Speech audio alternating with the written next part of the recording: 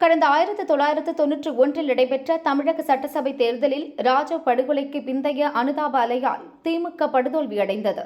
இந்த அலையில் 1000 விளக்கு தொகுதியில் போட்டியிட்ட ஸ்டாலின் அடித்து செல்லப்பட்டு படுதோல்வி அடைந்தார்.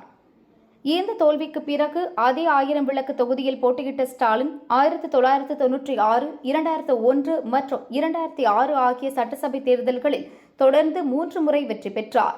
2021 தேர்தலில் கொளத்தூர் தொகுதியில் வெற்றி பெற்று முதல்வரானார். 2017ஆம் ஆண்டு திமுக தலைவர் கருணாநிதி உடல்நிலையை கருத்தில் கொண்டு திமுக பொதுக்குழு மூலம் அக்கட்சியின் செயல் தலைவராக ஸ்டாலின் பதவியேற்றார்.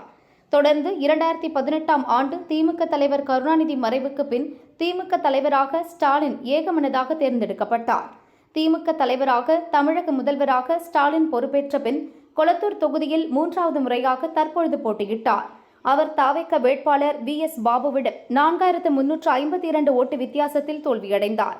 திமுக வரலாற்றில் கருணாநிதி குடும்ப வாரிசு அரசியலில் திமுக தலைவரான ஸ்டாலின் தோல்வியடைவது இதுவே முதல் முறை.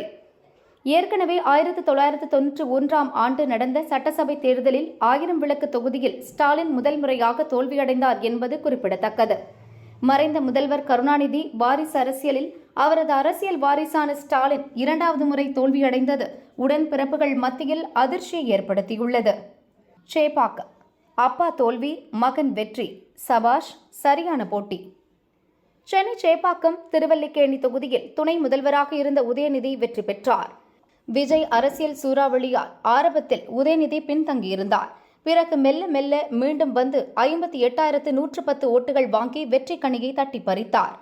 தாவேக செல்வம் 48,300 ஓட்டுகள் பெற்று தோற்றார்.